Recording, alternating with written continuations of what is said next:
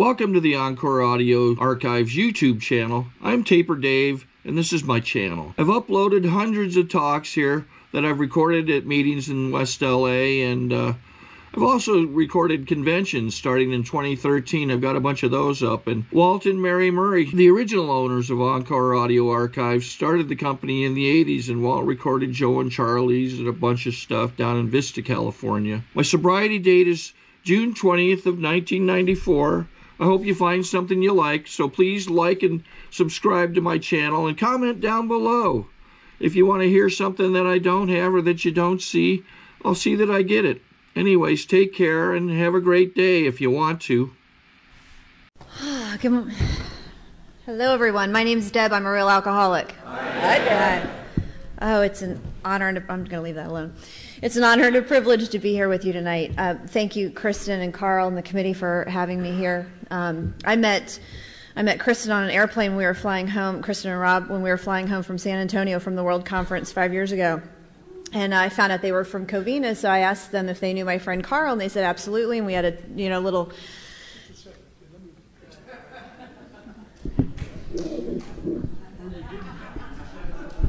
Well, I'm not that tall.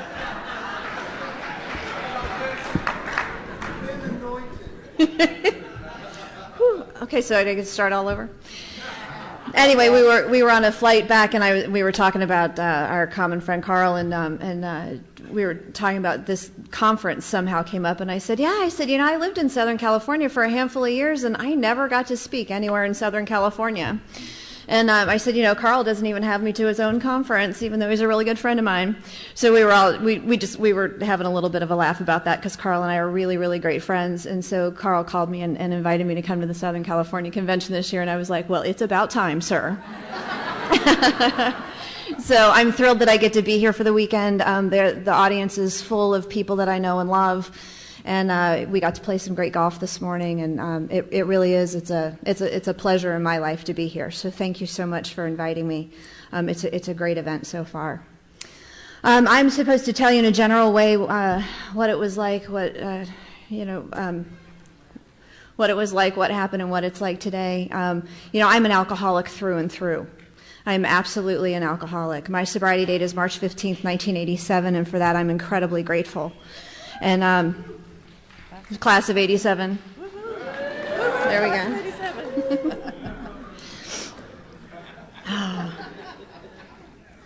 Anyway, so I'm going to do that to the best of my ability. I was born and raised in a really small town right outside of Akron, Ohio.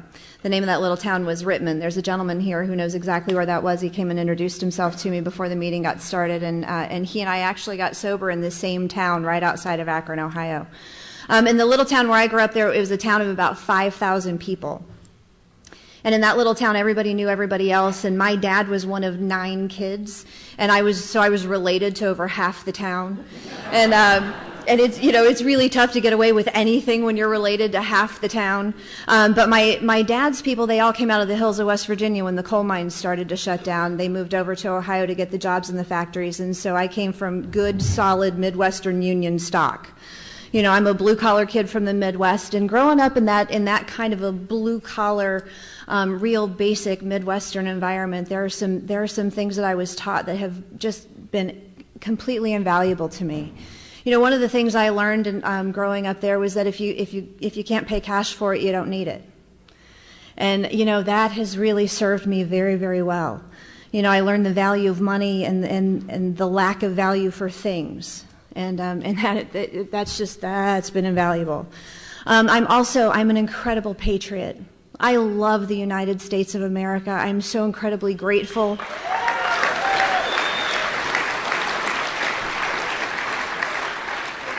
I know we as a nation, we don't do everything right, but I'm just so incredibly grateful and proud to be an American. I really am.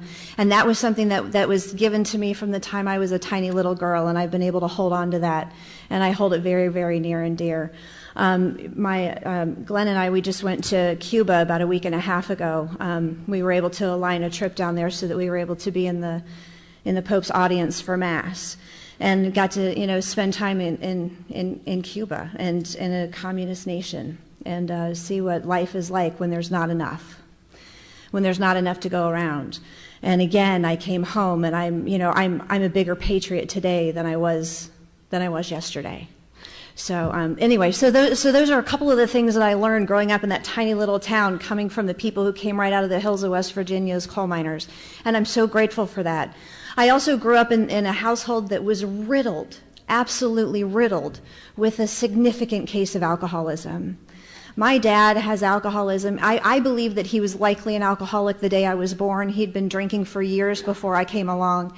And so growing up in a house with alcoholism, I was taught a lot of things that since I've been a recovering alcoholic, I've had to hold up to the light and see if it had any value at all. One of the things that I was taught was that if you want it done right, you do it yourself and you don't rely on anyone else. Okay, so in some areas of my life that served me a little bit well for a little while, but what that does is it just tells me that self-reliance is my answer, and what I know is that self-reliance today is not my answer.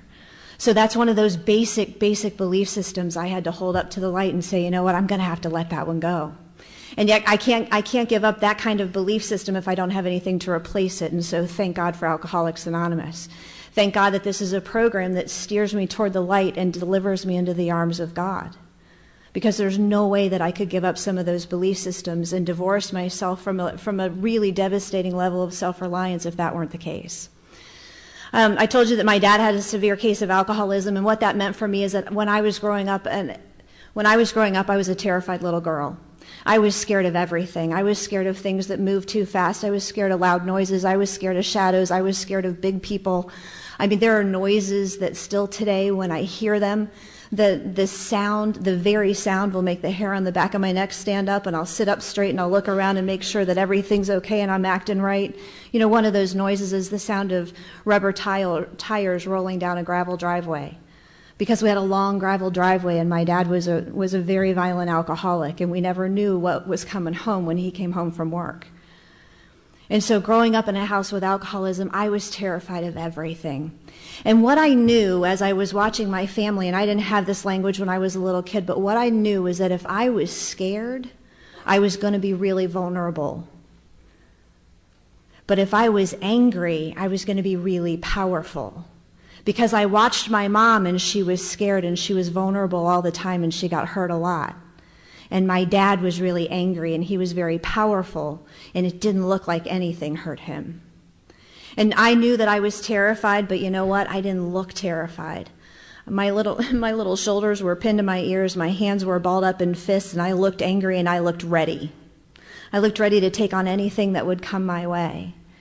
And I ruled my neighborhood. I had a little posse when I was growing up.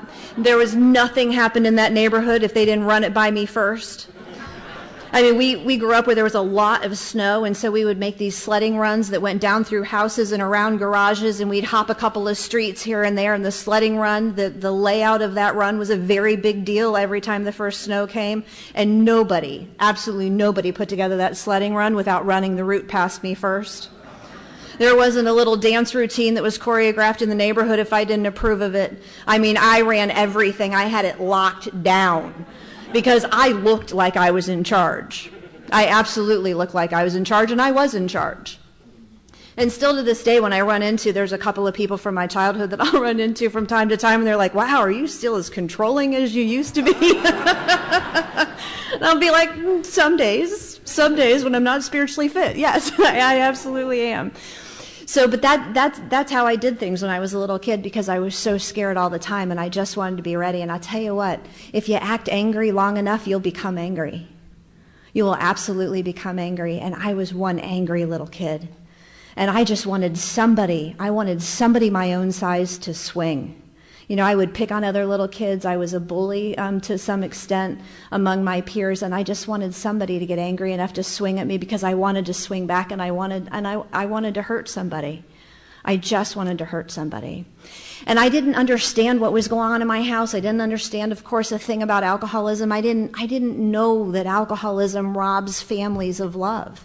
I didn't know that alcoholism has the ability to rob children of security. I had no idea what was going on. I just knew that I was terrified, and then I got very, very angry. And I was mad at my mom for not doing something about my dad's temper, and I was mad at my dad for not loving me. It was absolutely something. And when I was 9 years old, I made a decision. I said, you know what, I'm going to find out what that stuff in those dark little bottles is. Because I want to know, because it is absolutely ruling everything in our house, and I want to know what that stuff is. And when I would ask the adults in my life, what is that stuff and why is it so important, all they would ever say is that stuff's for adults and you don't need to know anything about it. You just stay away from it. But I knew it was really important. It was important to my dad that he drink it all day long, and it was really important to my mom that he have none of it. And there is a basic conflict of interest. And so when I was 9 years old, I said, you know what, if you're not going to tell me, I'm going to figure it out for myself. And that's how I've done things my entire life. So please, if I ask you a question this weekend, if you'll just stop and give me an answer, that would be great. Because if you don't, I'm going to go do research. And it may not always serve us well. So I went to do a little research on my own. My friend Tammy, her parents had a full bar in their basement. I spent the night over there one night, and I talked her into drinking with me. And we didn't know, her parents, they would have people over, they would mix some drinks, they'd put on some music, they would have a couple of drinks, everybody would get happy, there'd be a little party in the basement. It just wasn't a big deal at their house. It was a take it or leave it attitude with alcohol. And that was not the case in my house. So when I talked her into drinking with me, she was like, well, sure. Like it just wasn't a big deal to her. And we just started picking bottles off the bar based on their label. I was 9. I picked a bottle of Christian Brothers. I used to say that it was Christian Brothers whiskey. And then I was given a talk like this, and Sister Maurice was in the audience, and she reared back out loud, and she said, honey, that's brandy. And I was like, well, leave it to the religious to know their booze. But anyway, we're just picking bottles off the bar, and we were just taking swigs out of the bottles to see if any of it was worth swallowing. And eventually I was able to swallow enough to where the magic of alcohol happened for me for the very first time. The magic of drunkenness, the magic of relief. It was a night of first for me. It was my first drink, my first drunk, my first blackout. The next day was my first hangover. But what I can tell you is that it is the very first time that I could remember where I had complete freedom from fear. That's what alcohol did for me. It gave me the relief that I didn't know that I needed. And my shoulders came off my ears, and my hands let loose, and I exhaled for the first time. And I thought, oh my gosh, if this is what alcohol does for my dad, no wonder he drinks all the time. I mean, who wouldn't? This stuff is magic. This stuff is absolute magic. It gave me relief for the very first time. And I didn't know I needed relief. I had no idea. But the next day I was a little worried that there were some things that were really fuzzy to me that I wasn't quite able to recall. But I remembered that feeling of relief, and it was so crystal clear. And I made a decision that very next day, even though I was sick and I was hungover, and I said, you know what, I'm going to drink as much of this stuff as often as I can. I wanted that feeling of relief so much. And so that's what I did. I set out to drink as much alcohol as often as I could. And I started to reevaluate every relationship in my life at that point. If your parents had a bar, we were in my inner circle. If you had older brothers and sisters who got a little sloppy with where they left their bottles and we could get to it and steal it, you were kind of inner circle, outer ring.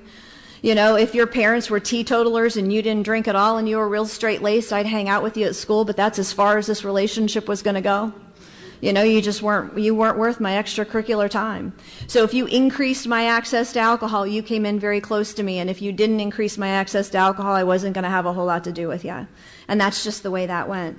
And so I really set out to get as much alcohol in my system as I could as often as possible because I really wanted that feeling of relief. And what that did for me was that it enabled me to drink my way into my own case of alcoholism by the time I was 14 and 15 years old.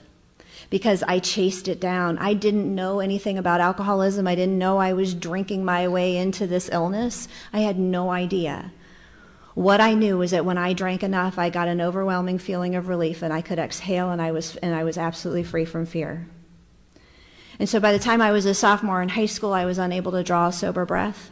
The last 6 to 8 months of my drinking or so are really very, very fuzzy to me. I don't remember much of it at all. What I do know is that I was drinking around the clock. I would wake up in the morning and I would have to have something to drink just to calm myself down and make it to school. I would have to drink a little bit throughout the day just to be able to sit still in my classes.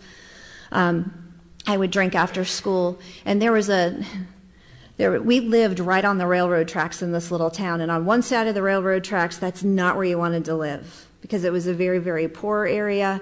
There was a lot going on the wrong side of the tracks that, you know, good girls weren't supposed to know anything about, and we lived on the first block on the other side of the tracks. And there was a dark little house on the wrong side of the tracks, and that's where people who came to our little town to work in the railroad industry, people came to our little town who needed to stay off the radar and be really quiet, and they would live in this dark little house on the wrong side of the tracks. And I found out where that house was, and that house was full of people who thought that it was perfectly fine to buy a 14 or a 15-year-old her own fifth of vodka every single day and not ask any questions. Because I had fallen into this cycle where I drank a lot, and I drank a lot every single day. And when you're 14 and 15 years old and there's no job and there's no money and there's no way to buy your own booze, you've got to get really, really creative. And so my creativity took me to the wrong side of the tracks, and I would go there more and more often. And that last several months of my drinking before I ended up in a treatment center in downtown Cleveland, I was crossing the tracks every single day. And what happened for me is that by the time I ended up finally getting caught, I had been unable to look in the mirror to brush my hair or brush my teeth because I was so ashamed of who I was. I was unable to sleep because every time I closed my eyes, I would just relive the things that had happened to me when I was drinking or in a state of, you know, complete drunkenness. And the amount of shame that I carried day in and day out was completely overwhelming. And I finally got caught. My parents had gotten a divorce. It was really simple. My dad was a very, very violent man, and my sister and I had sat my mom down at one point, and we'd said, "Look, you know, you got to get us out of here. You know, we're little kids. We can't leave here without you." And so my mom had divorced my dad. They had the longest divorce case in Wayne County history because, you know, my dad wasn't going to let anything go easily, even though he really didn't want kids. You know, I remember when my sister and I were really little. I was 5 or 6, and so she was 6 or 7 years old. She's 2 years older than I am. We were sitting at the little kid table in the corner of the kitchen, and my parents were having a fight because my mom had spent some money for us for school clothes, and they were arguing. And I remember my dad just looked at us and he pointed at us and he said, "You know, I don't know why you spend money on those kids. They're never going to amount to anything anyway." And I remember looking at my sister, and my sister just took that message on board, and she just kind of folded in on herself, and she believed every word of it. And I remember looking at him, and I was thinking, how can somebody so big be so wrong? And so my mom, we sat her down, and she finally decided that she was going to leave my dad. We all fell into abject poverty, and my mom had to get a couple of jobs, and she worked really, really hard just to pay the rent. You know, keep the roof over our head and keep food in our stomachs. And it was a pretty rough way to go. And so I'm drinking, and my sister's doing drugs, and my mom's going through this enormous divorce, and we were all just an absolute wreck. We really were.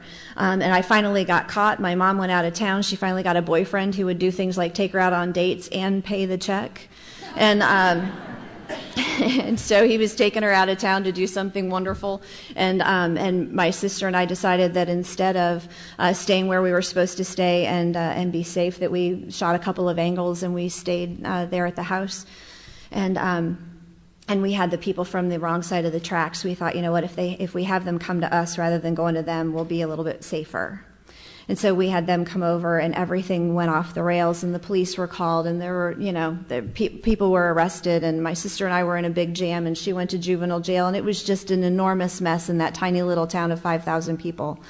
And my mom came home, and she found me completely passed out because I had been drinking my own fifth of Jack Daniels that night, and somebody had, you know, mentioned that they didn't think that I could drink the entire thing, and I said I absolutely could. And so I drank that all, and I fell into a drunken stupor, and that's what she walked in on, and everything in that little town just exploded. And Monday morning came, and I went to school, and I was in all kinds of trouble, and I had been, you know, grounded forever. And like I said, the cops had been called, and they were looking for those people who had come and brought those things into our home. And the people that had warrants out for their arrest, they weren't great people, and so I thought, you know what, I just need to get out of town. And but I didn't know which way out of town was. You know, I didn't drive. I didn't have any money. We didn't leave town for much. But I knew that I needed to get out of town, and I needed to get some distance from the situation. And when I went to school on Monday morning, the guidance counselor called me in, and she said, "What in the world happened?" You know, and so I told her some lies and you know, and spun some new truths. And I ended up telling her, I said, you know, my dad was the town drunk, and everybody knew that. And so I ended up telling her, I said, you know, I've had a little something to drink a couple of times. Now, I've been drinking every single day. I've been unable to draw a sober breath. And I said, I've had a little something to drink a couple of times, and it's not going very well. And there had been a young girl in my school who'd been sent away to downtown Cleveland, to Glen Bay Hospital, to get an inpatient adolescent assessment for alcoholism and drug addiction. She was in there for 10 days. They figured out that she wasn't an alcoholic, she wasn't a drug addict, and so they sent her back, and everybody forgave her, and they felt sorry for her because she'd been away at a hospital. And I thought, man, that's perfect. That's absolutely perfect. I need to get out of town. 10 days ought to about do it. By the time the 10 days is over, nobody's going to be angry with me anymore. They're actually going to feel sorry for me when I come back home. This is awesome. And so I tell the counselor, I said, maybe I need to get one of those assessment things. And she said, well, honey, do you think it's that bad? And I said, no, it probably isn't. But, you know, I should probably have that assessment anyway, because, you know, they say alcoholism runs in families. I had learned a little something.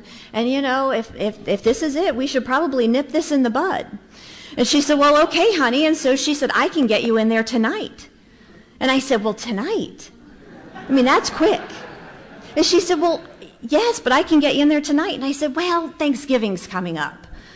You know, why don't we wait until after Thanksgiving? It's only a couple of weeks away. And she said, okay, all right, Thanksgiving then.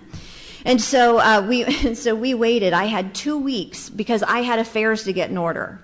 Now, I don't know what affairs a 15-year-old has to get in order, but I had affairs to get in order. And so I took that 2 weeks and I did research on alcoholism treatment, on Alcoholics Anonymous, because I wanted to know what I was getting myself into so that I could be prepared. Because what I knew was that I drank a lot, and that if I told them the truth, that wasn't going to be good. So I kind of needed to figure out where my threshold was and what I needed to tell them when I got there. And so I was trying to figure you people out and trying to figure out what this AA thing was about. There was an adult who lived behind us, and I ran into him, and I said, look, I said, and this is a guy that I used to drink with, and he used to get me lots and lots of booze. And I ran into him, and he said, what's going on? He's like, man, you know, the streets are just buzzing. You know, people are going to jail, people are hiding. You know, this thing that happened at the house over the weekend is not good. And I said, put out the word, I'm being punished, and I'm being sent away to a hospital. And he said, okay. And he said, where are you going? And I said, Glen Bay. And he said, oh, he said, I just got out of that place. And I said, well, what's it like? And so he gave me the lowdown on treatment. So I knew exactly what I needed to do to prepare for this thing. And I said, so here's the deal. The counselors sleep at night, right? And he said, no, but there's not very many of them. And I said, well, that's great. I said, because when I sneak out at night, you know, I need to be able to figure out how to do this. And he said, that adolescent unit is locked. And I said, it's locked? And he said, yeah. I said, when you get in there, you're not coming home. You're not leaving. Because I had a plan, you see. I had been drinking nonstop, and I was completely unable to draw a sober breath. When I stopped drinking, I had to withdraw from alcohol. I remember hearing my mom, she was talking to her sister on the phone one day, and she said, you know, she said, I'm really worried about Deb because she has the flu a lot. Because when I would need to sober up to get something done, it would take me 2 or 3 days to sober up, and I felt like and looked like I had the flu. The withdrawal for me was very, very significant, and I just wasn't all that interested in being sober. I really wasn't. For me, the only relief that I had from the visions that I had in my head and from revisiting all the memories from the things that had happened to me, from revisiting the place on the wrong side of the tracks, that dark little house, and from reliving all of that, you know, blow by blow, day by day, the only relief I had from that was absolute drunkenness. And so when you sobered me up, all you had was a young alcoholic who had absolutely no coping skills. You know, I had no God, I had no program, I had no relief, I had nothing. And so being sober, I just really wasn't all that interested in it. And this whole 10 days in Glen Bay Hospital thing, You know, I thought certainly I would be able to get out of there, and I would sneak out, I would drink at night, I would take the edge off, I would come back in and do what you needed me to do during the day, and I would sneak back out and drink at night and come back in and do what you needed me to do during the day. That's the pattern I had, and I thought, I'm just going to take that into that hospital with me. And when he told me that there was no getting out of there and that they locked that unit, I had to come up with a different plan.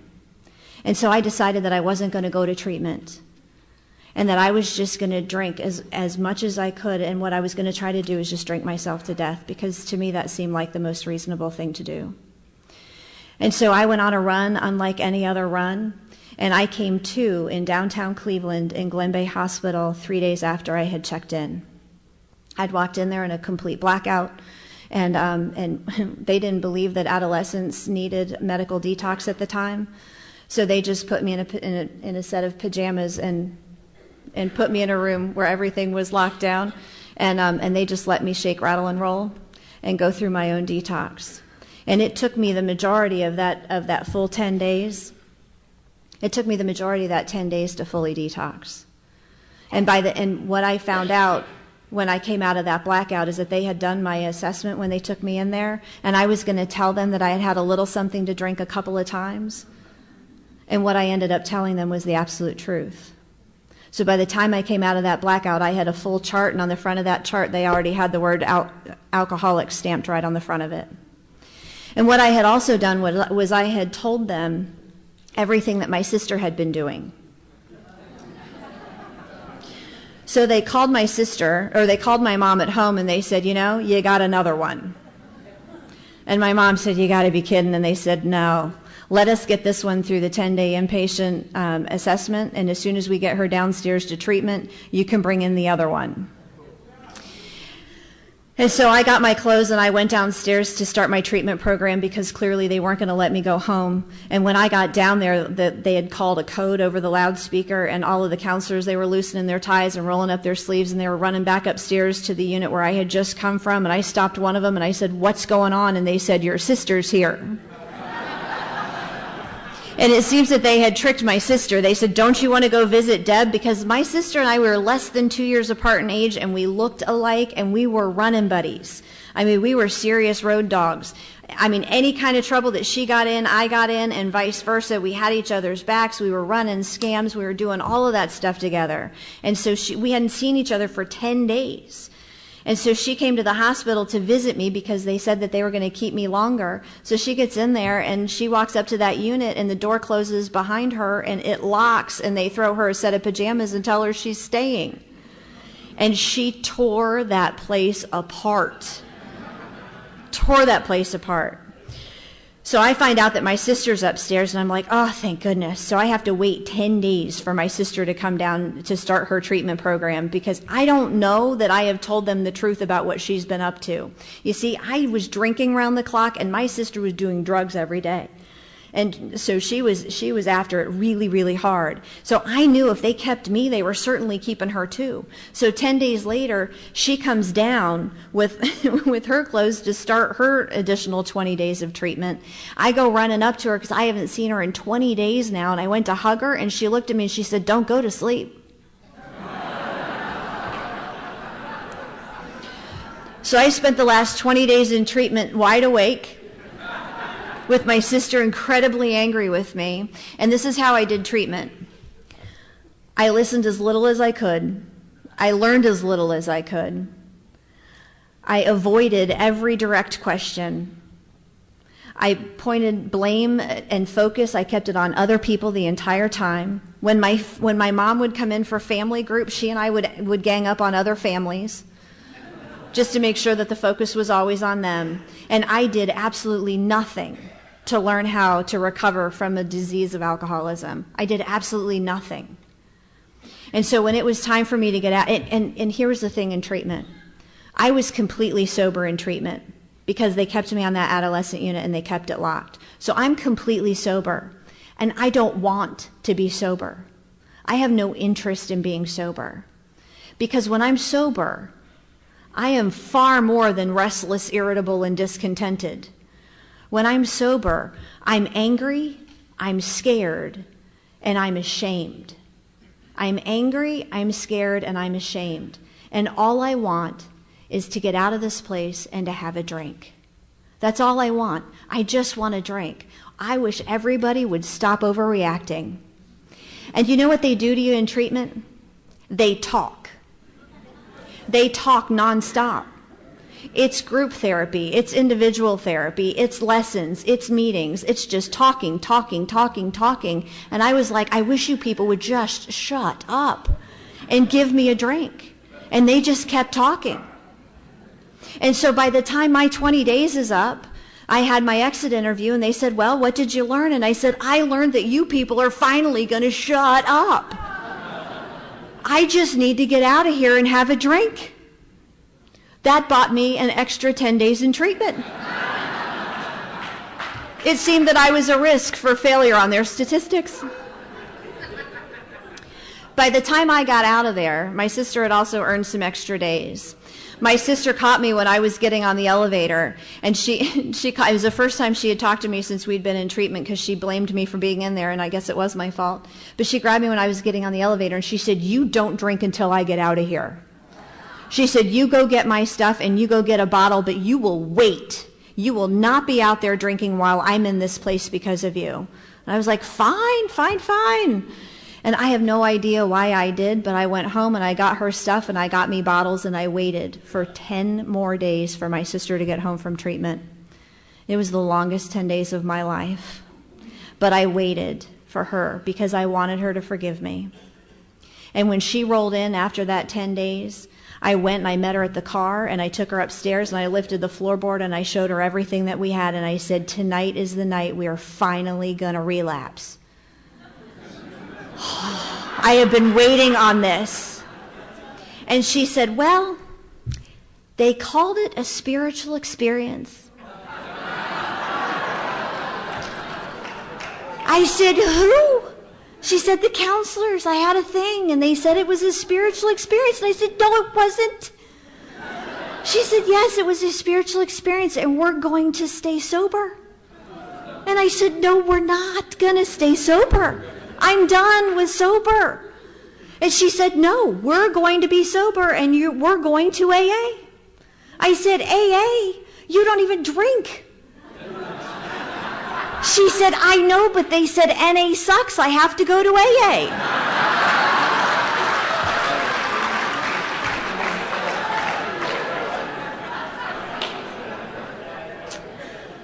So off we went to AA. And here's how we went there. My mom would drop us off. 15 minutes before the meeting started, my cool card was officially gone. We would stand outside. We would smoke cigarettes. We would try to get dates. I didn't even smoke, but I learned. We would smoke long enough to be late getting into the meeting. And then when we would go into the church basement into the meeting, we would walk in, we would walk right up the middle, we would make as much noise as we could. All of the chairs were the metal folding chairs and we had concrete floors in our church basement, so we'd drag the chairs across the floor so they'd bang and make lots of noise. I didn't even like coffee, but I had 3 cups at every meeting. Up, down, up, down, up, down. I was a complete and utter disruption to every meeting of Alcoholics Anonymous that I went to because I didn't want to be there. I absolutely didn't want to be there. I was 15 years old and I figured I was going to make it your fault that I was there. And when you people would circle up to pray at the end of the meeting, I didn't get in your circle. I absolutely was not getting in your circle because here's the deal. I don't know the words of the Lord's Prayer and you're not going to pull my punk card like that. So you people would start to circle up. I would get up. I would slide down the back wall and I would leave through the door through which I came. And I would get out of there before the prayer started. And I was going to meetings of Alcoholics Anonymous in the Akron area. They take their AA a little seriously in the Akron area. They were very unhappy with our behavior in meetings of Alcoholics Anonymous. Very unhappy. The president of Alcoholics Anonymous, his name was Mac Shadburn. And Mac Shadburn, he was the guy that ran the greeting gauntlet. When you walked into the meeting on time, you would have to walk through past him and all his guys, and they would shake your hand as you went in, and they would greet you. And if you didn't look quite right, they'd pull you in real close, and they'd go, And if you didn't smell quite right, you disappeared into a side room with a couple of guys. And I didn't know what happened in the side room, but I wasn't real interested in finding out either. And one evening, I am sliding down the wall because I can tell by the tempo of your meetings that you're getting ready to pray, and so I'm on my way out. And I run into something. And I turn and I look up, and there's Max Shadburn, and he's standing like this, and he's right in the door. And he just looked at me and he said, "Get in the circle." And I looked at him, and I went and I got in the circle. And I bowed my head really low so that my hair would cover my face so that you wouldn't know that I didn't know the words to the Lord's Prayer. And as soon as that prayer was over, I was back to that door, and Mac had not gotten in the circle. He was still standing in the doorway. And he just looked at me and he said, "Are you alcoholic?" And I gave him the only answer that I had. And he said, "Can you control your drinking?" And I thought, my God, you people are obsessed with controlling your drinking. I mean, there are entire meetings about ways to control your drinking that you had tried and failed. I was just like, why would you try to control your drinking? I mean, there's a bottle, you take the cap off, you throw the cap away, you drink it all, and you hope to God it's enough. Right? This control your drinking, what am I going to do? Go have 2 drinks and take the edge off? Like, that's not enough. I don't understand this. But he said, "Can you control your drinking?" And so I said, and he handed me $5 and he said, "Here's $5, go find out. We are tired of you treating Alcoholics Anonymous like a joke." And I went and I got my sister and I was like, "Go get your $5, we're out of here." I mean, woohoo! I was like, that's all I'd been wanting, is somebody with some authority to give me permission to go take a drink so that I could get the feeling of relief that I needed, because here was the deal. I'd been sober like 4 months, physical sobriety with no recovery. I was absolutely miserable, and I was making everybody around me miserable. Then I needed some relief. My shoulders were back on my ears. My hands had been balled up in fists. I hurt all the time, and I just wanted some relief. And finally, the president of Alcoholics Anonymous told me I could go drink. I'm like, this is awesome. This is great. And so my sister, I had been working on her from the outside, and her illness had been working on her from the inside, and I was like, come on, it's time. And so she and we went back out and we relapsed. And I'm so incredibly grateful that I did. Because here, Mac looked at me and he said, "I want you to go find out." And he said, "Here's the deal. If it doesn't work, you get back here. If it does work, if you can control your drinking, and it works, I never want to see you again." And so I had my formula. I was going to have 3 shots and 2 beers. To me, that was very moderate. I just wanted enough to get my shoulders off my ears. So 3 shots and 2 beers, very, very moderate. So I went out and I had my 3 shots and 2 beers. That would lead you to believe I used a glass. There's no shot glasses in how I drink. So I took 3 long pulls off of the bottle and had a couple of beers, and I sat there and I waited to see what the effect would be. And my shoulders came off my ears just a little bit, and my hands let loose just a little bit. And I sat there for a minute and I thought, you know what? I think my equation was just a little off. I'm not going to drink to oblivion. I'm not going to drink that way, and I'm not going to cross the tracks. I'm not going to go back there again. I'm not going to hang out with those people who hurt me. None of that's going to happen to me again. But I think my equation was just a little bit off. So I had another shot and another beer and another shot and another beer and another shot and another beer, because here's the deal. I have alcoholism, and the more I drink, the thirstier I get. The more I drink, the thirstier I get. The phenomena of craving kicked in, and I was off and running. And the next day, I came to, after having a blackout. I'm a huge blackout drinker. I came out of that blackout, and I was black and blue, and I was filthy.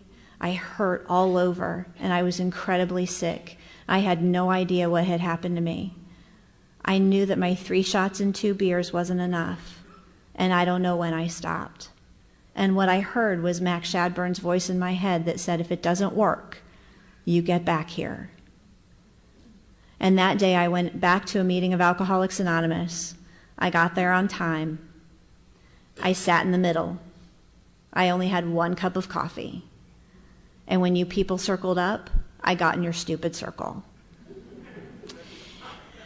To obtain additional copies, receive a free catalog of AA and Al-Anon talks, or to find out about our tape and CD of the Month Club, call Encore Audio Archives at 1-800-878-1308, or visit our website at www.12steptapes.com. And when the prayer was over and I went to leave that room, I walked back to that door, and Max Shadburn was standing back in that doorway again. And he just looked over top of those little glasses at me, and he said, "Did you get a sponsor?" And I looked at him and I said, "No." And he said, "You get a sponsor before you leave this room, young lady." And the queen of Alcoholics Anonymous, her name was Jane.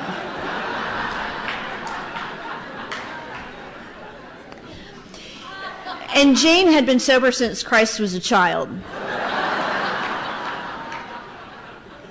And Jane had her own parking place out back. And there was a newcomer that would drive Jane to the meeting, and when she would get there, somebody would yell out and they'd say, "Jane's here." And there'd be 4 newcomers would go grab this wooden high-back chair. They'd carry it out car side, and they would load Jane into this chair, and they would carry her down the stairs into the church basement like the Pope rolling through the mall. And they would carry her across, and they would put her at her appointed position, which is right where Kristen is sitting, right there in front of the podium. She got the only crystal ashtray in the joint. The rest of us were using those metal ones. And she would sit there at every meeting, and she had this white hair, and it was pulled back in a bun, and there was a glow around her, and she smoked cigarettes on an extender. And everybody loved Jane. They just loved her. And she loved everybody, and she knew something significant about everyone's lives, and she acted like everybody mattered, and I hated her. I hated her. I stayed as far away from her as I could always stay. And Jane was sitting there, and Max said, "You go find a sponsor before you leave this room." I asked every woman in that room, and every woman in that room said, "No, no, honey, no, no." And they didn't even offer excuses like, "No, I'm too busy. No, I sponsored too many. No, I just had a baby. No, I worked too." I mean, there were no excuses. It was just no, And so I went to leave the room, and Mac was still standing there, and he said, "Well, did you get a sponsor?" And I said, "No one in here will sponsor me." And he said, "That's a lie."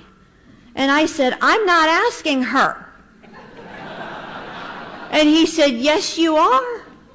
And I said, "No, sir." And he just took his finger and he went. And so I walked up to where Jane was sitting, and I was like, "Oh my God, my life is really over." And I waited my turn to talk to her because she always had people lined up because she was so lovely. And I waited my turn to talk to her, and when I got up close to her, I just looked at her and I said, "Will you sponsor me?" And she took a drag off that cigarette extender. And she said, "Oh, honey, why should I?" It was a fair question. It was a fair question.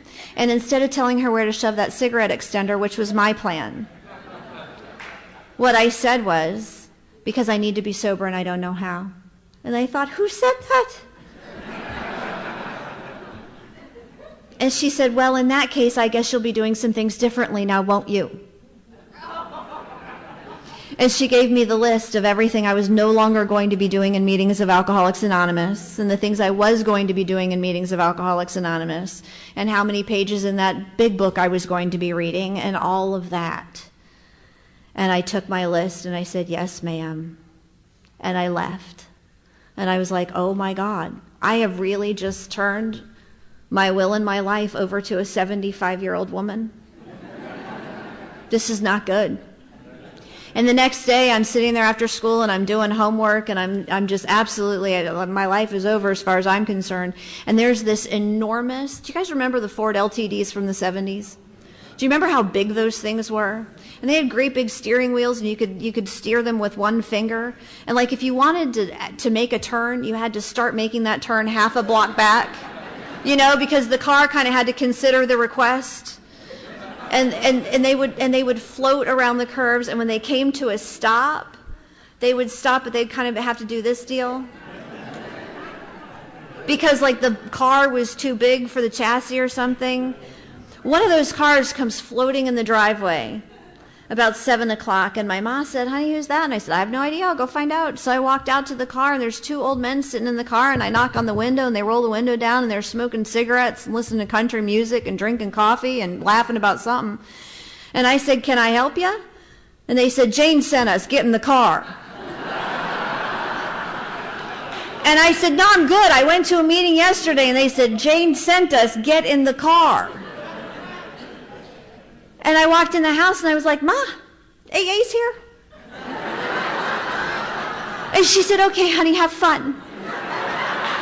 And I was like, you got to be kidding me. And she said, no, go ahead. And I went out, and I got in the back seat of this Ford LTD. Now, you could fit 12 newcomers in the back seat of one of these things. So I get in the back seat of this car, and off we go to this meeting of Alcoholics Anonymous, and we get there, and there's nobody there. And you know why there's nobody there? Because we're there to set up the meeting. I'm not only having to go to meetings of Alcoholics Anonymous, but now I got to set the freaking thing up. I'm busy. I'm busy. But we go in and we set up all the tables and chairs, and I have to make, coffee in a coffee pot that's this tall, and I'm just doing everything that I'm told, and I'm like, you got to be kidding me. Like, this is what my life is now. This is it. And I sit in this meeting, and it's a speaker meeting in Barberton, Ohio on a Monday night, and there's white hair row. Everybody with white hair sits along this one row down the wall, and that's where the speaker's inventory gets taken.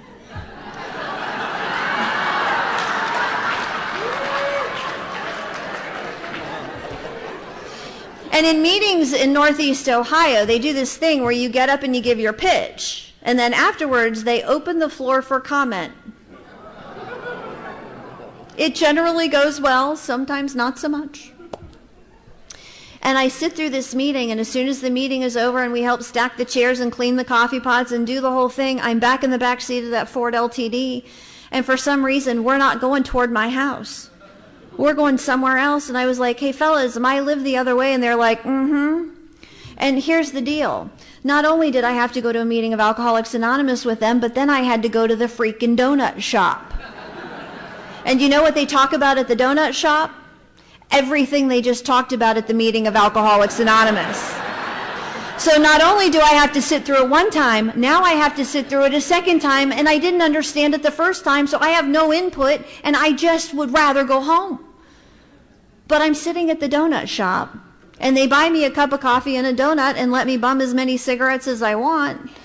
And I sit there and I listen to them rehash everything that happened at the meeting of Alcoholics Anonymous, and then I get to go home. And Tuesday comes, and guess what happens? There's the car again. 2 different old guys sitting in my driveway at 7 o'clock. I walked out and I was like, what are you guys doing? And they said, Jane sent us, get in the car.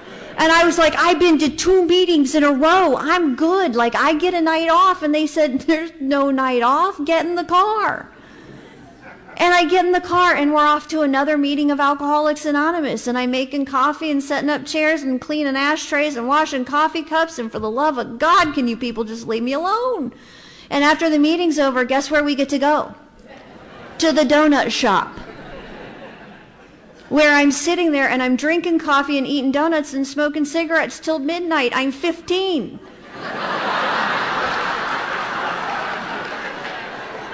I'm a sophomore in high school. Take me home. But I don't get to go home because here's the deal. Max Shadburn had called an emergency group conscience meeting when my sister and I were going to meetings and acting badly. And he said, we got to figure out what we're going to do about these youngins. They're ruining Alcoholics Anonymous. We're going to throw them out. And everybody in the meeting was like, yes, we got to get rid of them. They're late, they're disruptive, they're up and down, they're just miserable, they don't know what they're doing, they're probably not even alcoholic. So they were going to throw us out of Alcoholics Anonymous, and Mac was going to get to do the honors. And everybody was happy, and there was, for those of you in service, there was a minority voice in the room. His name was Bill Long. And Bill Long was an old man who said nothing, ever. And he was sitting in the back of the room, and he said, well, the way I see it, God gave them to us, therefore they're our responsibility. I think we have to put them on the program of Alcoholics Anonymous and give them a shot. And the room turned on a dime. And if Bill Long hadn't been the minority voice in the room and hadn't said it out loud, you'd have a different speaker tonight. And they said, well, what are we going to do with them? Because we can't let them continue to act like this. And Mac said, well, it says in the book that if you don't know whether or not you're alcoholic, you should go try some controlled drinking. So let me make that suggestion to them. And they said, well, all right, you can do that. And then one of the guys says, but what are we going to do if they come back? Somebody's going to have to sponsor them. And another man in that room said, I have a feeling that these girls are very damaged, and the people that have hurt them have been young people and people their parents' age. I think if these girls are going to have a shot, us old folks are going to have to take them on. And they said, well, all right. And they looked at Jane, and Jane said, I don't have enough energy to sponsor those girls. And they said, Jane, you're going to have to take them. And if you'll take them on, we'll all help. So I had a Monday crew, a Tuesday crew, a Wednesday crew, a Thursday crew, a Friday crew, a Saturday crew, and a Sunday crew. Every night of the week, there was one of those big old cars in my parking lot waiting for me to just get in the car. And they would take me to the donut shop, and we would take the Big Book of Alcoholics Anonymous. And they would read the Big Book of Alcoholics Anonymous with me at the donut shop, page by page, line by line. And when it said, do this, we did it. And they put me onto the program of Alcoholics Anonymous. And I had a God squad, and I had an inventory crew. I mean, they had specialty areas.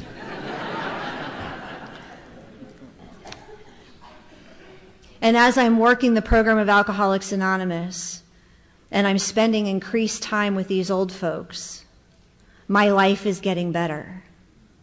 And I'm starting to feel that relief that I was looking for when I was drinking, the relief that I was no longer getting because I had the disease of alcoholism. It just wasn't working. But I started to feel that relief. And there, all of a sudden, one day I realized that I was breathing, and I was inhaling all the way and exhaling all the way. And that my shoulders that used to be pinned to my ears were no longer all the way on my ears anymore, and they were halfway down. And when I sat with them and when I did that inventory work, and I wrote all that stuff down on paper, and I took that stuff to Jane and I went over that stuff with her. When I sat down with her, she said, I want you to tell me the thing that you didn't write down. And I said, no, I was fearless and thorough. And she said, I want you to tell me the thing you didn't write down. And so I led with the chin, and I told her the thing that I didn't write down. And she said, see, that wasn't so bad, was it? And she enabled me to unpack all that shame through the process of the 4th and 5th step. And I would take all of my programs to the donut shop. Every problem I had, I would take it to the donut shop, and I would hand it over to these men who had put me on the program. And you know, and I'm 15, 16 years old, and so everything's a big deal. And very high drama. And I would take it to the donut shop, and I would unload it there. And my God squad, there was this one guy, and he had the same question for me every single night. Did you pray about it? Did you pray about it? Did you pray about it? Did you pray about it? And then finally one day I just looked at him and I said, I don't know how. And he said, give me your book. So I slid the Big Book, Alcoholics Anonymous, across the table, and I said, there. And he opened it up, and he took a highlighter and a pen, and he underlined and highlighted every one of the tiny little prayers that's in the pages of the Big Book of Alcoholics Anonymous. He closed it, he slid it back, and he said, pick one and try it. You see, because I wasn't raised in a household where we prayed, we didn't talk about God, we didn't go to church, we had no spiritual energy in that house whatsoever, none. So I didn't know how to pray. I didn't know the words of the Lord's Prayer. I didn't know the Serenity Prayer. I didn't know any of that. I learned all of that by going to meetings of Alcoholics Anonymous and doing what I was told. And so when he pointed out to me that there were prayers in the Big Book of Alcoholics Anonymous and slid that book across the table and said, pick one out and try it, he also said, on your knees. And so that night, for some reason, I listened to these guys. And that night I went home and I opened up that Big Book on the side of my bed. I got on my knees and I read one of those prayers with one eye open because I wanted to get the words just right. And I started to pray. And I just continued to pray, and I continued to go to meetings of Alcoholics Anonymous, and I continued to hang out in that stupid donut shop. And my life got better, and I got lighter, and forgiveness came into my life, and I began to build a relationship with God. You see, I chose to believe in God because these old guys believed in God, and they would sit at the donut shop and they would tell me their stories. They would tell me their stories of incredible drunkenness and incredible restoration. They would tell me the stories, like one guy, he hadn't been invited to Sunday dinner at his daughter's house for 16 years. 16 years, and he'd been sober for 12 years. And finally she called and she invited him over to Sunday dinner and allowed him to meet his grandkids. And he brought that story to the donut shop before dinner because he wanted to make sure he got some input and that he acted right. And I got to hear their stories, and I got to watch their lives get put back together. And some of these men had been the kind of alcoholic that my dad had been. And their kids wouldn't talk to them because of the kind of alcoholic they had been. And so they parented me instead. And I got to heal some of those wounds, and they got to heal some of those wounds. And those things didn't happen in meetings of Alcoholics Anonymous. They happened at the donut shop over a cup of coffee and a big book of Alcoholics Anonymous.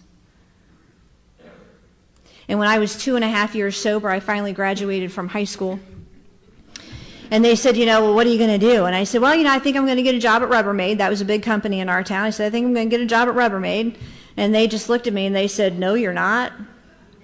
And I said, well, why not? I said, then we can play euchre at lunch. I mean, it's a card game that we played a lot of. I was like, we can all sit around, play euchre at lunch. And they said, you're going to go to college. And I said, no, I'm good. I'm good. And they said, no, you're going to go to college. You see, when I went into treatment, I had a 3.8 grade point average. I was president of my class, and I was playing 3 varsity sports. 2.5 years later, when I graduated from high school, I was playing no sports at all. My grades had dropped. I was skipping school and going to meetings of Alcoholics Anonymous. I didn't get rigorously honest right away. And I just wasn't all that interested in school anymore. I just wanted to stay there, and I wanted to hang out with these old guys, and I wanted to be safe and cared for, because I don't think that I would have stayed on the program of Alcoholics Anonymous if at some point I didn't come to believe that those men really loved me. If they hadn't taken such good care, if they hadn't shown up when they said they were going to show up and put me in the back seat of that car night after night, day after day, if they hadn't been consistent, I don't think I would have stayed on the program of Alcoholics Anonymous. But that's what they gave me. So I wasn't interested in leaving them, and they said, no, go get all that paperwork you're going to need to apply to college and meet us at the donut shop. And I went to the guidance counselor, and I got all the paperwork, and I met him at the donut shop, and we sat. Now, none of these guys had ever been to college. Most of them had not graduated from high school. And we sat there, and we looked at all these papers, and we just went through it line by line, like we did the big book of Alcoholics Anonymous, and they would ask me questions, and they would fill out college applications for me. And at one point, they were like, well, how much money does your mom make? And I said, well, I don't know. And they go, well, hell, it can't be much. And we filled out all this paperwork, and we sent it away. And before I knew it, I had been accepted to colleges all over the state of Ohio, and my test scores were fine. And so I took all the acceptance letters to the donut shop, and I was like, what am I supposed to do? And they were like, well, that one's too far away. That one's too far away. This one's about 2 hours. I think that'll be good. Because you got to get out of town, but not so far that you don't come home. And so I was allowed to go to that school. And so they packed my stuff, and they bought me things for my dorm room, and they shuffled me off to college, and I left the nest. And they also taught me how to reestablish the program of Alcoholics Anonymous in a different place. And I went there, and they said, go to the same meetings every single week. He said, and when you go to a meeting and they remember your name, go back and make that one your home group. And so I learned how to move from place to place and how to reestablish a program of Alcoholics Anonymous. And, standing here today, I've been sober since 1987. I'm sober 28.5 years. I've moved 11 times in my adult life. I've made all of the moves. Most of them were career-oriented moves. And I live in hotels most of the time. I'm in tiny little towns, and I'm all over the place. And I know how to be a sober member of Alcoholics Anonymous no matter where I go. I know how to be a sober member of Alcoholics Anonymous, whether I see familiar faces sitting in that room or not. I know how to do this deal. You see, the foundation that they gave me sitting in those donut shops across Northeast Ohio is completely unshakable. The foundation that they gave me and the relationship with God that they gave me has really seen me through some very, very big and tough times. Really has. And it's also seen me through the normal, average, mundane days that sometimes make us more fidgety than the days when things are going wrong. That foundation that they gave me is the foundation that I stand here on today. I got sober on the shoulders of giants, and most of them were not famous in an anonymous program. They were blue-collar guys who went to work every day and did exactly what they said they were going to do when they said they were going to do it. And they loved me sober. They absolutely loved me sober because they believed that the program of Alcoholics Anonymous worked. They just believed it. And I was able to heal from a very, very bad case of alcoholism. You know, I stand here today and I'm a recovered alcoholic. I really am. I have recovered from a seemingly hopeless state of mind and body. And I've done that because I have come to know and rely on and practice living in the presence of God. You know, that man who slid that big book across the table and told me to get on my knees and try some prayer, he was one of my God squad. And he was the one that made sure that my spiritual life deepened while I was in his presence. And every single story he told me was stories about how he had watched God work in the lives of his fellows and how God had worked in his life so that I could build a frame of reference. So I could build a frame of reference for bad things happening and people relying on God to get through them. And I spent, over the years, I'd abandoned myself to God, and I had turned over, every area of my life to God, a little bit at a time. Surrender is a process, it's not an event. And so I had been just abandoning myself to God and giving him all of these pieces and parts and pieces and parts. And I'd given him every area. I'd given him, school and work and all kinds of relationships and my family. And I had learned how, to let go and let God and turn things over. And everything that I gave God got better. Absolutely everything that I gave over to God got better. I kept one area all for myself, and that area was boys. I decided that God probably didn't know what handsome was, so I was going to take care of that. And my life looked like I was the one that was running that, because I had lots of boyfriends. At one point I got married and divorced in Alcoholics Anonymous. If you're bored in your home group, I'd suggest that. Gets everybody riled up and people pick sides, and it's great entertainment for a while. But anyway, I was running this whole thing myself, and I had this man who had come into my life. His name was Lee, and he was a major in the Marine Corps. He was an infantry officer, and he was 6'1" and had broad shoulders, a big farm guy from Oklahoma. And he had a razor-shaved head and blue eyes, and he was just awesome. He was my best friend. We played golf together. We rode Harleys together. I mean, I just absolutely adored him. And I was doing my AA thing and going to my meetings and, praying and, everything in life was just working really, really well. He had no relationship with God, but that's okay. I was spiritual enough for both of us. And God came knocking one day, and God would not leave me alone. He was coming at me from all different sides, and the message I kept getting through all these different venues was that I want a deeper relationship with you, and you're blocking me. Hey, Deb, I have perfect love to give you. You're settling for good enough when I have the best. Deepen your relationship with me. Come to me in new ways. And I heard him, and I said, no. No. I knew this was the only thing that I was holding out for my very own, and I did not want to give it up. And he kept coming and coming and coming, just from every different direction. And I knew what he wanted me to do. I did. I had been sober in Alcoholics Anonymous 17, 18 years at this point, and I was like, I got this. I go to lots of meetings. I have service positions. I'm sponsoring people. I'm traveling and talking. Like, I got this. God, life is really good. And have you seen him? He's not a distraction. Look at him. Well, he's a little distracting, but that's just because he's handsome. But no, I'm not. And God kept coming over and over and over. And he said, you are again relying on man for the things you should be relying on me for. And I was like, oh, come on. And the only place I was comfortable was when I was on my knees in prayer and meditation. I was unable to work with a clear head. I was unable to do anything with a clear head. On my knees in prayer, meditation was the only place I was comfortable, and God was just relentless with me. And I had learned through the years that if I don't grow, I go. I had watched so many people in Alcoholics Anonymous. When they decide to not grow spiritually, they disappear from Alcoholics Anonymous. They stop going to meetings, they distance themselves, and before you know it, they're drunk or dead. And so I know that I have to continue to deepen my spiritual condition, and he's coming after me. And I know what he wants me to do. He wants me to give up this relationship and focus on him. He wants me to join. He wants me to go join the Catholic Church. That's the thing that kept coming over and over and over. And I was like, no, I'm good. Really, I'm doing everything that you're asking me to do, but this is a bridge too far. And finally, he made it really clear that that was my only path. And I was speaking at the Louisiana State Convention, and I fell apart that weekend, just fell apart, just sobbed nonstop. When I got home from that convention, a man had entered my life down there. His name was Walter, and he's from Houston, Texas, one of their old-timers down there. And he had delivered the final blow to me. And I went home from that convention. I went to dinner with Lee that next night, and I said, here's the deal. I have to go become Catholic.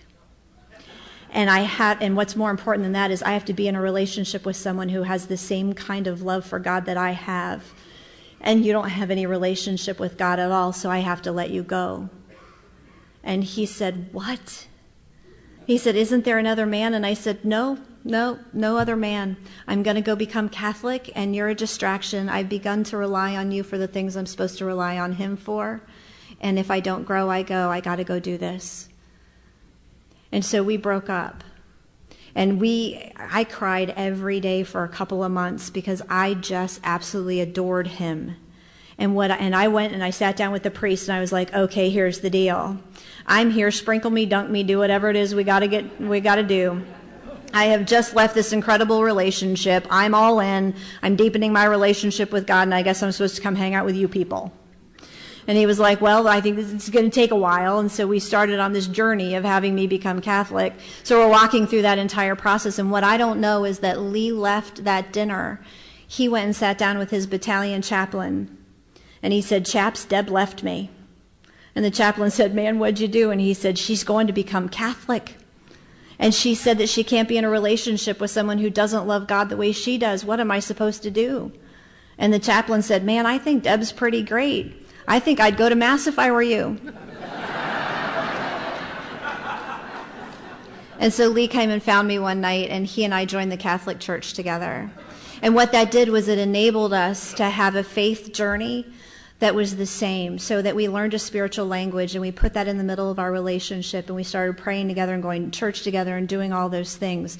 You see, he was not a member of Alcoholics Anonymous, and so he didn't have our language. And so he and I joined the church together, and then we got married. And shortly after we got married, he left to go to Iraq. And what I didn't know is that when he left to go to Iraq, I needed to have a spiritual language. We needed to be able to communicate with one another. So when he would call me from Iraq, I was able to ask him questions like, how can I pray for you? What can I take to God on your behalf? How can I hold you up? And we didn't have that language before we became Catholic together. I didn't know that journey was probably more for him than it was for me, but it absolutely was. And so while he was in Iraq, it was a dangerous deployment, but they made it through. They were living outside the wire in the streets of Fallujah. They were embedded with the Iraq army and doing some training, and it was, a suicide bomber drove the car into the side where they were sleeping, and it was all of that stuff that you see on the news. That was happening during that deployment. And what it did for me was it pushed me deeper and deeper into that relationship with God, because I had to rely on God with complete abandon. Complete abandon. The man that I loved almost more than breath, people were shooting at him on purpose. And there was nothing I could do about it. Talk about powerlessness. That's a powerlessness that I had never experienced before, ever. And I just had to stay plugged into that source of power that's constant. Because anything else that I would have tried would have been fleeting at best. And I started practicing living in the presence of God at that time. I practiced when I closed my eyes and I got on my knees to say my prayers. I practiced seeing and feeling God right there with me. When I would go to bed at night, I would turn Lee and his welfare over to God, and I would lay down in bed, and God would lay down with me. And so I practiced living in the presence of God, and Lee came home from Iraq. And when he got home, he was a little different. There are things that happen to men and women when they're deployed to war that change their hearts. And so I started praying for the welfare of his heart, because I knew that there were big things going on, and he may not ever come all the way home, and he certainly won't be the same guy when he gets there. And so he came home from Iraq, and we walked through some of those struggles. And then his deployment to Afghanistan got moved up. He snapped in as the XO of 2nd Battalion, 7th Marines. And they went off to Afghanistan. And that means he's essentially the vice president of a 1,200-man company. And so they're over in Iraq, and to this day, it's been the bloodiest deployment of any Marine battalion in either of those two wars. He was losing men right and left. You know, he and I was his best friend, and so he was telling me everything, and he would send me emails, and June was such a difficult month for them that there were times when I didn't want to open the emails. You know, I opened an email one night, and it said, "Another IED, honey, nothing left but a boot." And I knew that he was changing, and all I could do was stay in the program of Alcoholics Anonymous, stay on the program of Alcoholics Anonymous, do everything I needed to do to keep all of this functioning, and rely more and more and more deeply on the power of God, and just rest in his arms. And Lee came home from that deployment. And there were 20 of his men that did not come home from that deployment because they were killed. And there were over 90 of them that were moved from the field of battle because of life-changing injuries. Life-changing injuries, losses of limbs, full body burns, all of that. You know, we stood bedside when one of the corporals from his battalion, a couple of weeks after they had gotten home from that deployment, he put a gun in his mouth and he pulled the trigger. And so we were standing bedside with his family when they took him off of life support. I mean, just big stuff was happening. And I just continued to rely on God and stay in prayer and rest in his arms. And Lee was he was starting to come all the way home. He'd been home for a handful of months, and so he was starting to come back to me. We started to plan for the future again. It was great. You know, because when they go to war, you stop planning for the future. And so we were starting to fire on all cylinders again. I was working for the Marine Corps at the time. We were working on the same base. I called him one night and said, you know, I'm taking off. We'd both worked really, really long days, and he said, I'm right behind you, which means he would be at least another hour. And you know, when you're married to people, you learn that kind of stuff. And I went home and I fell asleep sitting up waiting on him to get home that night, and I startled awake about an hour later and called his cell phone, and he didn't answer. So I called the battalion. I said, has anybody seen Major Helton? And the captain got on the phone and he said, I'm so sorry, Deb, but Lee died on his way home from work. He was in a vehicle accident about a mile from the house. And you know, there are going to be times, in my experience, there are going to be times in all of our lives where we're going to have to rely on the relationship we have with God, not the relationship we wish we had. And I'm so incredibly grateful that I had those years where I was driven into a deeper and more effective and meaningful relationship with God, when I was living in his arms and I was relying on him at all times. I'm so incredibly grateful I had those times. Because when I got that news over the phone, standing in my kitchen that night, I lost my breath. And my immediate reaction was to begin to pray. And I said, God, I can't breathe. I need you. And it was, and what I felt was I felt God come up and wrap his arms around me from behind like a lover does to their beloved. And what I heard in my ear was, I'm here. I'm here. Not, this is going to be okay. This is just a nightmare. You're going to wake up and it's not going to be that way. None of that was going to be true. But what was going to be true was that God was going to be with me every single step of the way. My house filled up with members of Alcoholics Anonymous. You know, Colonel Reed came over, and a bunch of folks from the Marine Corps came over that night. We sat up all night, you know, talking and consoling one another and all of that. And we're sitting out front. And I had sent out 3 text messages to various groups of Alcoholics Anonymous, one to my local group and 2 others. And I told Colonel Reed, I said, okay, here's the deal. What you don't know about me is that I'm a sober member of Alcoholics Anonymous, and I've been sober for 22 years. And he said, okay. And I said, I said, as soon as that sun gets up over that mountain, what that means is that they're going to be coming. And he said, okay. And I said, and John, they're going to take over everything. And you're just going to have to let them. And he said, okay, all right. And I said, and they're a formidable bunch. And he said, all right. He said, well, does this group have a leader? I said, oh my gosh, yes, you'll know exactly who she is when she gets here. There will be no doubt. And the sun popped up over the mountain, and 3 members of my home group came up. And I had warned him, I said, John, my people don't look like the people you're used to hanging out with. They're a motley crew. And he said, all right. And so coming up my driveway are 3 members of my home group. The first one up the driveway is my friend Matthew. Now, Matthew is about 6'3" or 6'4". He's an enormous human. He wears clothes that don't match on purpose. His hair was either blue or green, I can't remember. And he has lots of piercings, and he always has this tie that's just ridiculous, and it comes down to about there on him. And Matthew's gay, and he, you know, and so he prances a little bit when he walks. And, you know, and John's a career Marine, which, you know, like he can sit down, and when he gets up, his shirt hasn't even come untucked. And so Matthew's the first one up the driveway, and behind him is my friend Brian, and then my friend Sybil, who's sitting right over there, is the third one up the driveway, and they come in and they take over. They take over everything. And what happens is that Colonel John Reed gets to watch the Fellowship of Alcoholics Anonymous in action. The members of the Marine Corps who were there with me every step of the way got to be friends with the members of Alcoholics Anonymous, and they got to be friends with the people who came from my church group. And everybody pitched in, and we all got through it. You know, there was a moment when a lot of old-timers were sitting at my kitchen table, and they were telling me that it was okay to be angry with God, and that when it came time, just go ahead and be angry with God. And I remember standing there, and I'm listening to them, because I listen to old-timers and I do what I'm told, and I was listening to them, and I thought, there's got to be another way. Like, I don't want to be angry with God. God's my best friend. I mean, we've been through all kinds of stuff together. I don't want to be angry with God. This doesn't make any sense to me. And then my friend Walter, the old-timer from Houston, who had entered my life at that critical time, he called. And Walter was an old Marine, and he and Lee were big fans of one another, and he gets me on the phone finally after he gets through one of the newcomers who had my phone.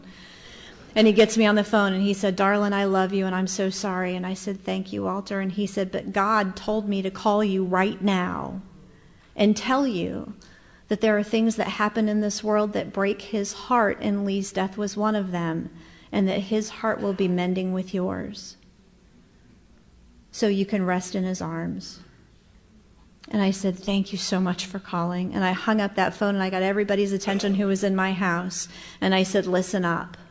We're not going to talk about being angry with God anymore. We're not putting anger between us and God. We're not going to do that, because there are things that happen in this world that break his heart, and Lee's death was one of them. And so God's going to be healing alongside us, and we're going to rest in his arms. Does everybody understand me? And everybody in my house went, got it. And so that's what we did. We grieved out loud. When I had a bad day, I cried. When I had a good day, I didn't. But we grieved out loud. We stayed in community with one another, and we continued to pray our way through it. One of the older gentlemen in my group, he had just lost his wife. His name was Joe. And I hugged Joe, and I said, Joe, what am I supposed to do? He said, sit still and grieve now so you don't grieve forever. Don't make any decisions based on sadness or fear. Wait until that passes before you do anything. And I've taken that advice. And that's been 6 years ago now that Lee passed. And what I can tell you is that I sat in the desert up by Joshua Tree, and I healed. And I healed in the arms of God. And I healed in the arms of members of my home group. And they loved me until I was whole again. And then I moved to New Orleans. I got to relocate with the Marine Corps. I went to New Orleans, and I absolutely came back alive. I listened to live music every day. I ate all kinds of food that had butter running up to my elbows, and I came fully alive again. And then I got promoted, and I got to go work for the Marine Corps. My office was in the Pentagon for a couple of years. And I got to be humbled by greatness, and I got to work for some of the best leaders that our nation has to offer.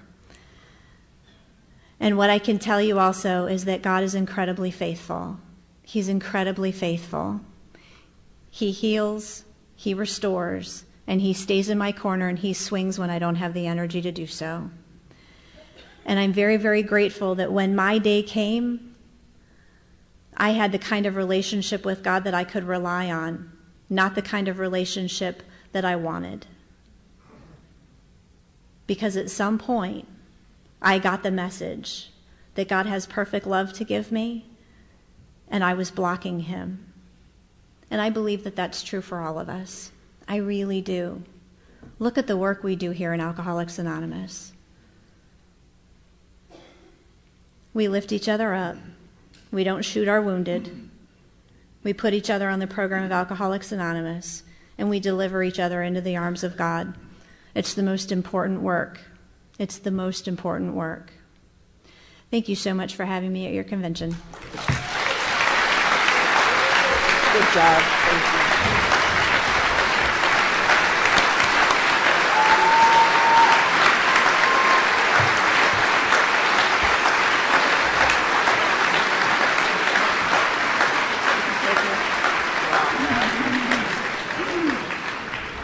Sorry to interrupt your viewing. Taper Dave here. Just wanted to take a second to ask you to like and subscribe to my channel. And let me know if you like what you're listening. I've got some very good talks here, and this one's a great one. Just curious, do you think this is better than Zoom? Tell me what you think.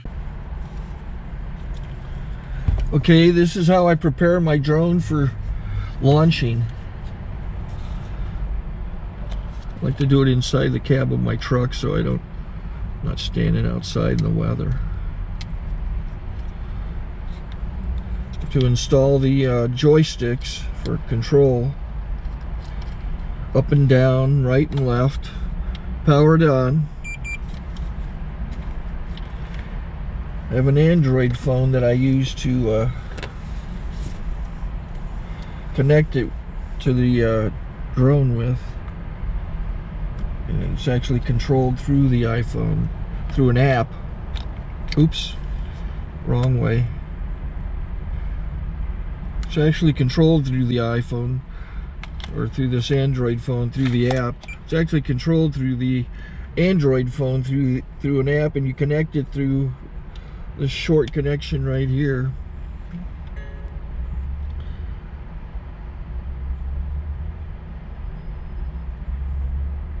Remote control connected. Remote control's connected. So I pull out the drone. I have to extend the legs. Long legs extended first, then the short legs. Remove the gimbal protector. Set that aside, then power it on one short burst and one long burst. I lay it down. So I have to go to calibrate. So the drone's not connected yet.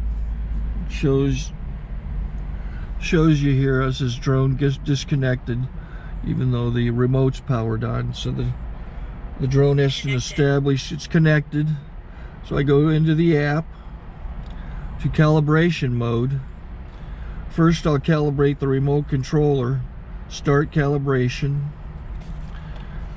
Out, in, oop, out, in, up, down, and then this little wheel is to control the gimbal.